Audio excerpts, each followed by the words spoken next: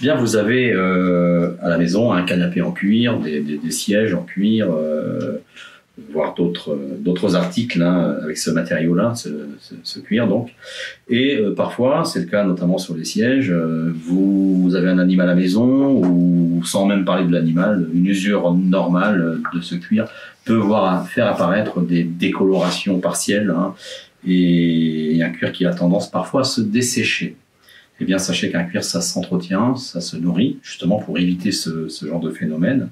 Sachez qu'un cuir qui est bien nourri, lorsqu'il est repu, il est moins, il est moins sujet à absorber hein, des tâches. Hein.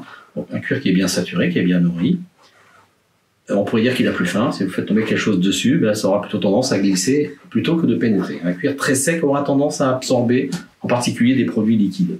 Alors quand je parle de produits liquides, pensez au petit canapé lorsque vous prenez l'apéritif. Si vous faites tomber le petit four, hein, le petit canapé, c'était pas un jeu de mots hein, pour le siège, mais si vous faites tomber un petit four qui est un peu gras sur le cuir de votre canapé, eh bien effectivement vous risquez de vous retrouver avec des taches. Alors pour l'entretien de votre cuir, et un produit qui va en même temps le protéger, vous avez ce lait, hein, le lait d'entretien, qui est très simple d'application. On va travailler avec des mèches de coton, d'accord? Donc prélever ce dont vous avez besoin en termes de mèches qui va servir à l'application du produit. Et vous allez tout simplement, voilà, avec le lait, appliquer votre lait et vous allez nourrir votre cuir. Alors ce lait a un pouvoir nettoyant également. Donc n'hésitez pas à passer ce lait sur l'ensemble de votre cuir. Hein.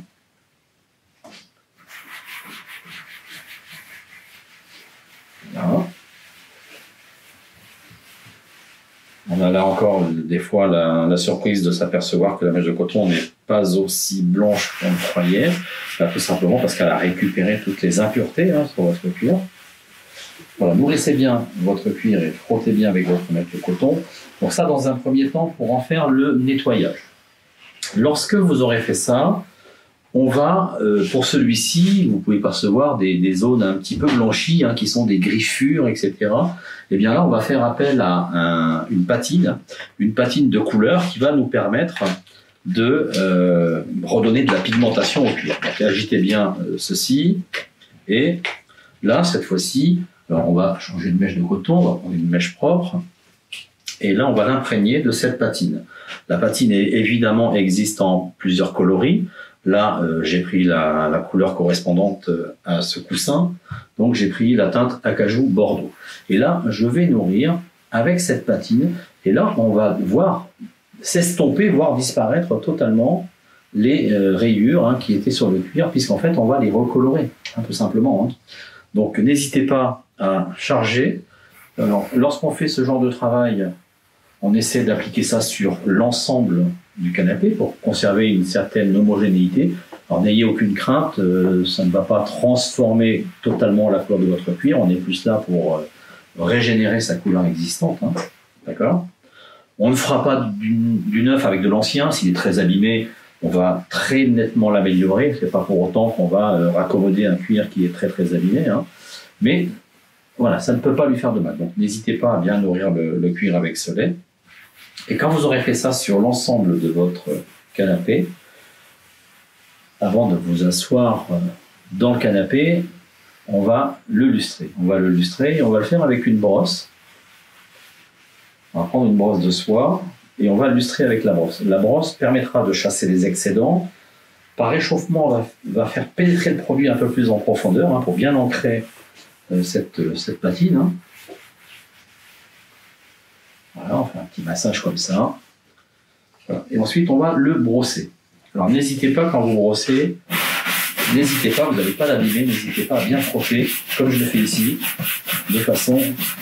Là, on continue de faire un massage en quelque sorte, hein, qui aura pour effet de bien faire pénétrer le produit et surtout d'enlever les excédents.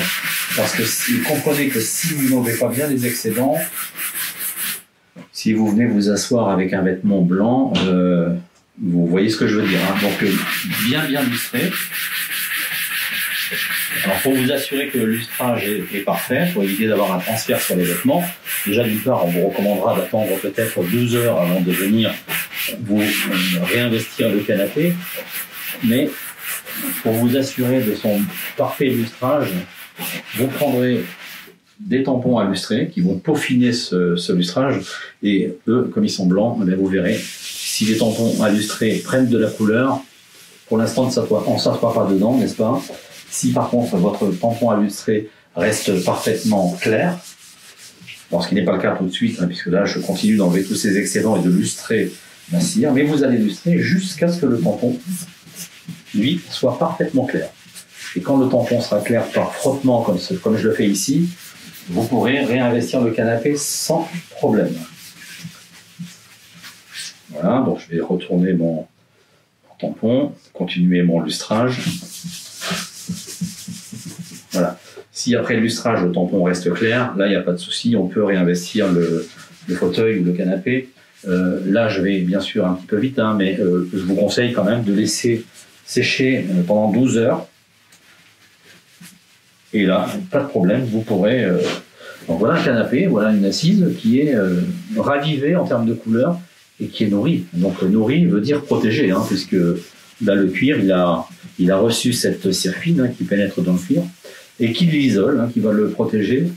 Justement, là, si on devait verser un peu d'eau, on verrait que l'eau glisse dessus, hein, n'est pas absorbée par un cuir qui, lui, étant très sec, va absorber davantage les taches. Hein. Donc voilà pour le cuir. Et sachez que, bien entendu, ce produit-là existe en différentes couleurs, hein, bien entendu, et vous trouverez ça dans la gamme de nos produits. Voilà, donc les pour-cuir pour le nettoyage et l'entretien du cuir, et la patine pour posterie d'ameublement qui permet vraiment de reconquérir un peu la couleur du canapé.